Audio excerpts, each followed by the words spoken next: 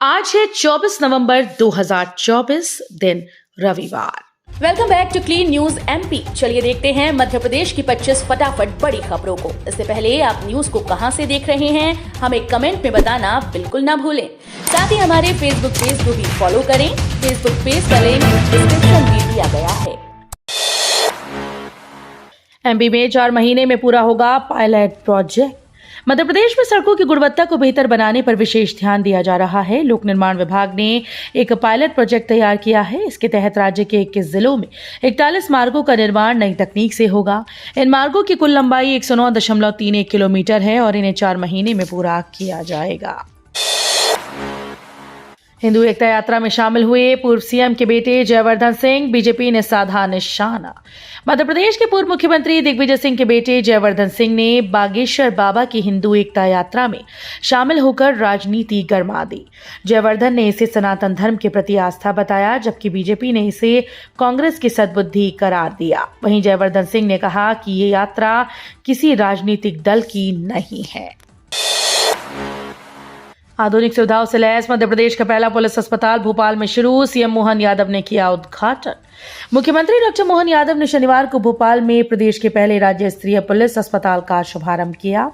अत्याधुनिक चिकित्सकीय सुविधाओं से लैस 50 बिस्तर क्षमता के इस पुलिस अस्पताल में प्रदेश भर के पुलिसकर्मियों और उनके परिवारों को सर्व सुविधा युक्त चिकित्सा सुविधाएं उपलब्ध होंगी। यह अस्पताल पुलिस कर्मचारियों के लिए एक सौगात है। मार्कशीट में सिर्फ काली स्याही के बॉल पेन से भरना होगा विकल्प। मध्य प्रदेश लोक सेवा आयोग ने राज्य पात्रता परीक्षा के लिए गाइडलाइन जारी की। इसमें आयोग ने स्पष्ट किया है कि ऑफलाइन होने वाली परीक्षा में अभ्यर्थियों को प्रश्नों के जवाब ओएमआर शीट पर देने होंगे, जिसमें सही उत्तर के विकल्प को सिर्फ काली स्याही वाले बॉल पेन से भरना होगा। गाइडलाइन में यह भी स्पष्ट किया गया है कि नीले बॉल पेन से नाम, रोल नंबर ही लिखना होगा। जबलपुर में बरगी बांध के किनारे पर्यटक फिर उठाएंगे हनुमंतिया द्वीप की तरह साहसिक खेलों का लुत्फ। हनुमंतिया की तर्ज पर जबलपुर के बरगी बांध के किनारे 7 वर्ष के बाद पर्यटक फिर से साहसिक खेलों का रोमांच का मजा उठा सकते हैं। इंतजार है तो मध्य प्रदेश पर्यटन बोर्ड की हरी झंडी का। बोर्ड के पास प्रदेश स्तर से साहसिक खेलों के आयोजन के प्रस्ताव पहुंच रही हैं, जिनमें जबलपुर भी शामिल है।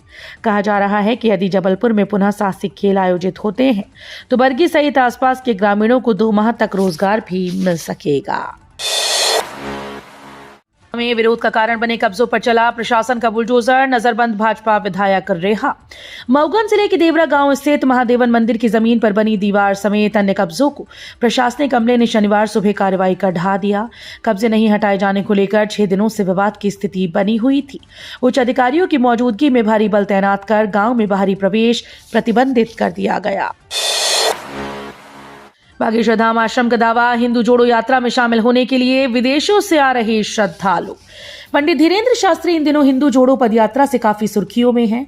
इस दौरान बागेश्वर धाम आश्रम का दावा है कि यात्रा में शामिल होने के लिए देश ही नहीं बल्कि विदेशों से भी बागेश्वर धाम के पीठाधीश्वर पंडित धीरेन्द्र कृष्ण शास्त्री के अनुयायी आ रहे हैं।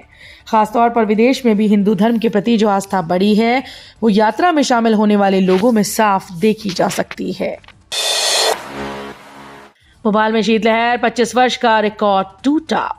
लगातार सर्द हवाएं चलने के कारण मध्य प्रदेश में अच्छी सर्दी पड़ने लगी है। इस क्रम में शनिवार रात सबसे कम तापमान मंडला में 7.4 डिग्री सेल्सियस दर्ज किया गया। हिल स्टेशन पचमढ़ी में तो रात का पारा 6.6 डिग्री सेल्सियस पहुंच गया। राजधानी में शीतलहर की स्थिति बनी। भोपाल में न्यूनतम तापमान 8.8 डिग्री सेल्सियस रिकॉर्ड हुआ, जो सामान्य से 4.8 डिग्री सेल्सियस कम रहा। हाई प्रोफाइल बुदनी सीट से भाजपा ने पहना जीत का सेहरा। प्रदेश की हाई प्रोफाइल बुदनी विधानसभा सीट के उपचुनाव में भाजपा ने एक बार फिर से जीत का परचम लहराया। भाजपा के रमाकांत भार्गव ने कांग्रेस के राजकुमार पटेल को 13,901 मतों से पराजित किया। इस जीत के साथ ही भाजपा कार्यकर्ताओं में उत्साह देखने को मिला। उन्होंने आतिशबाजी कर और मिठाई बांटकर जीत का जश्न मनाया।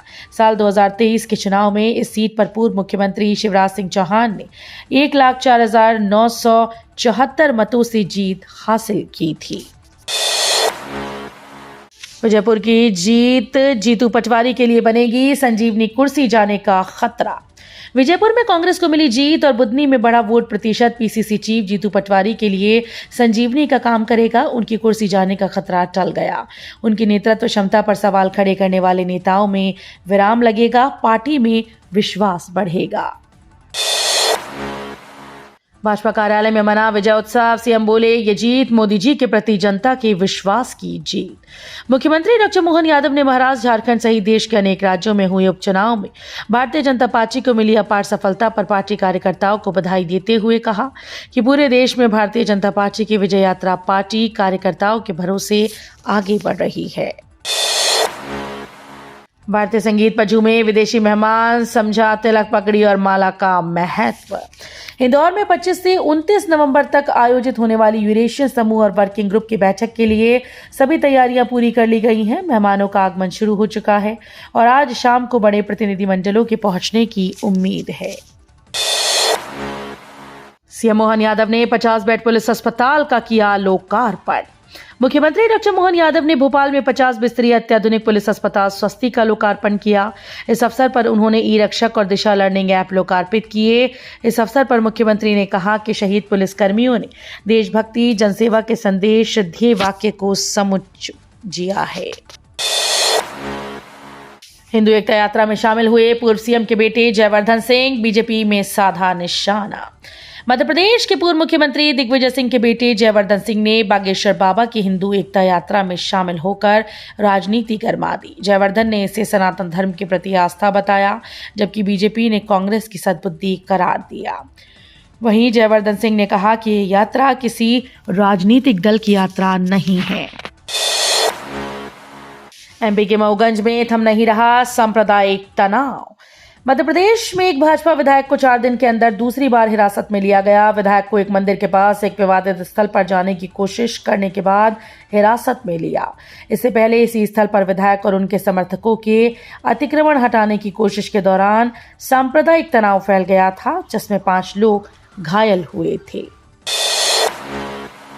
पीएम आवास योजना की ऑनलाइन रजिस्ट्रेशन शुरू। वर्ष 2024 की शुरुआत में ही प्रधानमंत्री श्री नरेंद्र मोदी जी के द्वारा 3 करोड़ नए आवास की घोषणा जारी कर दी गई थी। इस घोषणा के चलते देश के ऐसे व्यक्ति जो अभी तक पक्के मकान प्राप्त नहीं कर पाए, वे प्रधानमंत्री जी के इस निर्णय के प्रति काफी खुश हैं। प्रधानमंत्री जी की घोषणा के अनुसार पीएम आवास योजना के लिए फिर से रजिस्ट्रेशन का कार्य शुरू किया गया है। बता दें कि इस बार लाभार्थियों की सुविधा के लिए आवास योजना में ऑनलाइन रजिस्ट्रेशन भारी मात्रा में स्वीकृत किए जा रहे हैं। भोपाल में एएसपी की नकली वर्दी पहनकर घूम रही युवती गिरफ्तार। भोपाल के एमपी नगर में नकली पुलिसकर्मी पकड़े जाने के बाद अब टीटी नगर पुलिस ने एक नकली महिला एडिशनल एसपी को पकड़ा है। एएसपी की वर्दी पहनकर युवती न्यू मार्केट पहुंची। यहां पर उसका सामना टीटी नगर थाने की महिला एसआई से हो गया। बातचीत के दौरान महिला एसआई समझ गई कि युवती नकली वर्दी पहनी हुई है। उसे तुरंत ही थाने ले जाया गया। युवती को गिरफ्तार कर उसके खिलाफ प्रकरण दर्ज कर लिया गया। समीक्षा बैठक में सीएम ने दिए अहम निर्देश। कानून व्यवस्था बिगड़ी तो एसपी होंगे जिम्मेदार। जिले में विकास और कानून व्यवस्था के कामों के लिए कलेक्टर और पुलिस अधीक्षक जिम्मेदार होंगे। उनकी जिम्मेदारी है कि वे जिले में व्यवस्था बनाएं। यदि कोई नियम विरुद्ध काम करता है तो उस पर कार्रवाई करने के लिए उच्च स्तर से निर्देश की प्रतीक्षा न करें। उपार्जन और खाद वितरण का काम ठीक से हो, इसके लिए स्वयं मैदान में उतरें। ये निर्देश मुख्यमंत्री डॉक्टर मोहन यादव ने कलेक्टर कमिश्नर कॉन्फ्रेंस में दिए। पार्सल के बहाने एमपी में वकील को ही कर लिया डिजिटल अरेस्ट। देश भर में डिजिटल अरेस्ट के कई मामले सामने आए हैं। ऐसा ही एक मामला मध्य प्रदेश के ग्वालियर से सामने आया, जहां साइबर अपराधियों ने एक वकील को ही डिजिटल अरेस्ट कर 16 लाख रुपए ऐंठ लिए। पीड़ित जगमोहन श्रीवास्तव को 8 अक्टूबर को मोबाइल फोन पर एक कॉल आया था, जिसमें आरोपियों ने खुद को सीबीआई और क्राइम ब्रांच का अधिकारी बताया था। यशस्वी और राहुल ने किया कंगारुओं की नाक में दम। इंडिया वर्सेस ऑस्ट्रेलिया 5 मैच की बॉर्डर गावस्कर ट्रॉफी का पहला मुकाबला पर्थ में खेला जा रहा है। भारत का दूसरे दिन दबदबा देखने को मिला। भारत ने पहली पारी में 46 रनों की बढ़त हासिल करने के बाद दूसरी पारी में शानदार बल्लेबाजी की। शनिवार को स्टंप्स तक भारत ने बिना विकेट खोए 57 ओवर में 172 रन जोड़े। सलामी बल्लेबाज यशस्वी जायसवाल और केएल राहुल ने कंगारू गेंदबाजों की नाक में दम किया। यशस्वी 90 और 62 रन बनाकर नाबाद हैं। डोनाल्ड ट्रंप ने खारिज किया एलन मस्क की सिफारिश, अपने ही करीबी को बड़ा जिम्मा। अमेरिका के नवनिर्वाचित राष्ट्रपति डोनाल्ड ट्रंप ने ट्रेजरी सचिव यानी कैबिनेट में वित्त मंत्री के पद के लिए एलन मस्क की पसंद को खारिज कर दिया। इसके बजाय उन्होंने अपने करीबी स्कॉट बेसेंट को ट्रेजरी सचिव नियुक्त किया। ट्रंप के इस कदम के पीछे कई कारण बताए जा रहे हैं। हेज फंड के दिग्गज स्कॉट बेसेंट ट्रंप के आर्थिक विचारों का समर्थन करते हैं।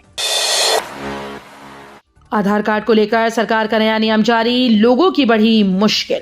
भारत सरकार ने आधार कार्ड में जन्मतिथि परिवर्तन को लेकर महत्वपूर्ण नियम लागू किए। ये नियम आधार कार्ड धारकों के लिए विशेष महत्व रखते हैं क्योंकि इनका सीधा प्रभाव आधार से जुड़ी सेवाओं पर पड़ेगा।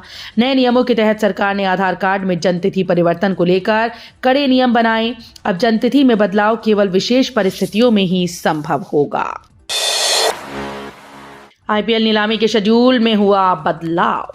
इंडियन प्रीमियर लीग के आगामी सीजन के लिए खिलाड़ियों की नीलामी होने वाली है। नीलामी के दौरान भारत और ऑस्ट्रेलिया के बीच खेला जा रहा पहला टेस्ट मैच भी हो रहा होगा।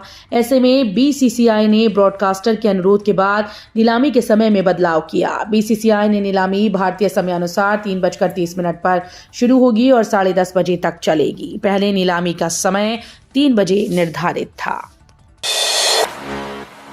एमपी में निवेशकों को आमंत्रित करने विदेशी दौरे पर जाएंगे सीएम मोहन यादव। लंदन और जर्मनी का करेंगे दौरा। फरवरी 2025 में भोपाल में प्रस्तावित ग्लोबल इन्वेस्टर समिट में निवेशकों को आमंत्रित करने और निवेश की संभावनाएं तलाशने के लिए मुख्यमंत्री डॉक्टर मोहन यादव आज रविवार 24 नवंबर से 30 नवंबर तक 6 दिवसीय विदेश दौरे पर जाएंगे। उनके साथ उद्योग और सूचना प्रौद्योगिकी विभाग के अधिकारी भी रहेंगे। भोपाल में बनेगी हाईटेक गौशाला। सीएम मोहन ने किया भूमि पूजन, बोले दुग्ध खरीद पर देंगे बोनस। प्रदेश की पहली हाईटेक गौशाला राजधानी भोपाल में बनाई जाएगी। ये गौशाला बरखेड़ी दोब गांव में 25 एकड़ एरिया में बनेगी, जिसमें एक साथ 10,000 गायों को रखा जा सकेगा। शनिवार को मुख्यमंत्री डॉक्टर मोहन यादव ने इस गौशाला का भूमि पूजन किया। मुख्यमंत्री डॉक्टर यादव ने गौशाला भूमि पूजन स्थल पहुंचने पर सर्वप्रथम गौमाता को दुलार कर नमन किया और उन्हें आहार समर्पित किया। तो ये थी आज की 25 फटाफट बड़ी खबरें। अगर आपको न्यूज पसंद आई हो तो वीडियो को लाइक और शेयर जरूर करें। धन्यवाद।